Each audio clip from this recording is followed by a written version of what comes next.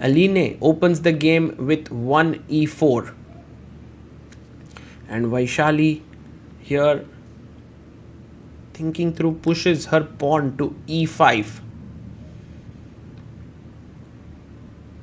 The knight comes out to f3, attacking the pawn on e5, and Vaishali defends it with knight to c6. We have the Ruy Lopez with bishop b5. And now Vaishali puts a question to the bishop with a6.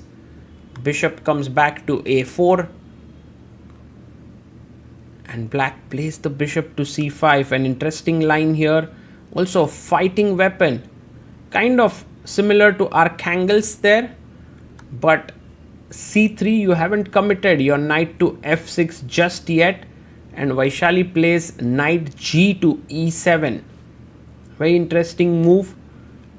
And maybe now d4 seems like a normal move. Aline plays her pawn to d4. And Vaishali can take it. Pawn takes, and now of course takes. Bishop b4 check. Knight c3 is the common line here with d5. But instead Aline takes with the knight. Kind of surprising, this decision to take with the knight. Black already seems to be fine with castles, and d5 coming in. Bishop comes out to g5, pinning the knight on e7. And Vaishali now can simply ask a question to the bishop with h6.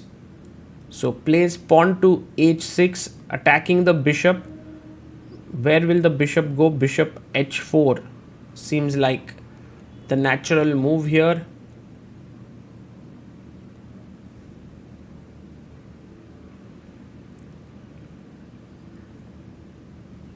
So bishop h4, and now pawn to d5 is a very powerful move. It's basically taking advantage of the king in the center. For example, lines like take, knight takes, queen e8, and it kind of is great compensation there.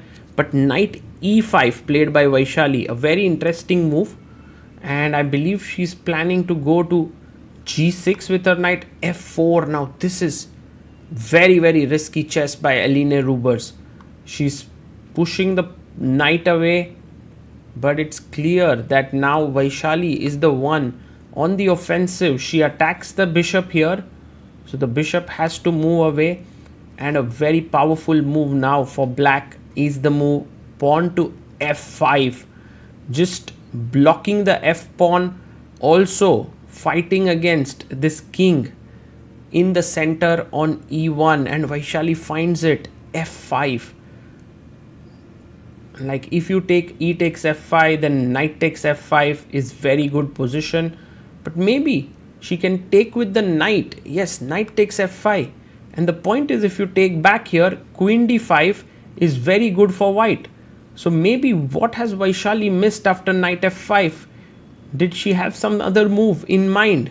Well, there's a very powerful blow that black has here, and Vaishali finds it. What a beautiful pawn sacrifice this is. Knight d5, she plays d5, opening up the bishop. Bishop b3, now pinning the pawn on d5. And Vaishali thinks for a bit. This is totally winning position for Vaishali. She takes on f5, another classy move by Vaishali. Her point is, if queen d5, she is ready to even trade queens. ef5 taken. And this is the beauty of the position, that after bishop f5, if queen d5, bishop d5, king h8, rooks are coming into the center and the king is toasted on e1. So Aline takes with the bishop on d5. But this is the problem. The king cannot go anywhere, cannot castle because of the bishop, and white is just underdeveloped. This feels like a game of the 19th century where Paul Morphy is on the attack. Queen e7, check to the king. And now king has to move away. King f1, if you played queen e2, then bishop f2 and queen c5 is winning. So king f1, bishop takes bishop, king takes f2,